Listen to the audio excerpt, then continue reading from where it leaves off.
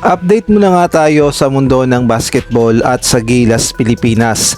Nag-react nga ang mga Taiwanese fans nang malamang posibleng hindi makapaglaro si Kai Sotto at si Justin Brownlee sa Gilas Pilipinas, samantalang another Gilas prospect na naman, galawang Jordan Clarkson. Sino kaya ito? Ngunit bago yan, pakipindot naman ang like, subscribe at ang notification bell para updated ka sa lahat ng aking ina-upload. At kung gusto mong magpa-member sa aking channel ay pindutin mo lamang ang join at automatic ka na sa mga shoutout.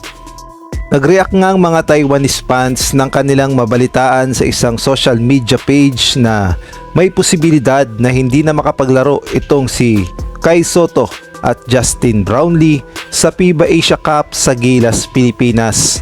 Dito kasi sa sports page ng Taiwan ay ipinaliwanag na may posibilidad na hindi na nga makapaglaro itong si Justin Brownlee para sa Gilas Pilipinas sa FIBA Asia Cup. Kaya naman ang mga Taiwanese basketball fans ay nag-react at ito nga ang kanilang mga mensahe o mga comment.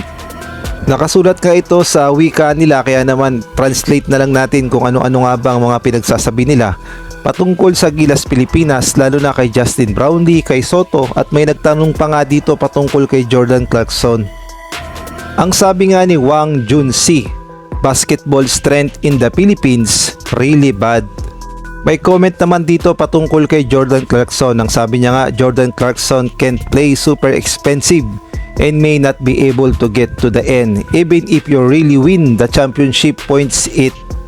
Ang sabi naman ni Desmond Wong, nag-comment siya kay Justin Brownlee. Ang sabi niya nga, Brownlee has been a long-term doping. Last time I tested anti-cap China by eating doping. I don't know what the Philippine Basketball Association is. Ha ha ha. At meron naman dito concern nga sa pwedeng maban si Justin Brownlee. Ang sabi nga, fight to finish the ban before the Asian Cup. There's no official international in the middle. If this work, the ban is a joke. Drug test result can still be appealed. Appealing for wrong food. Meron naman dito nagtatanong kay Kai Sotto. Sabi niya nga, Sotto didn't know if he could make it in time. At sa pinakadulo nga ng article, ang sinasabi nga dito, ang Taiwan at ang Pilipinas ay magkasama sa isang grupo sa Asian Games. Kaya naman daw kung hindi makapaglaro si Kai Sotto at si Justin Brownlee sa Pilipinas ay mawawalan sila ng dalawang magagaling na players. At ang Pilipinas nga daw ay posibleng gamitin naman si Jordan Clarkson kung sakasakali.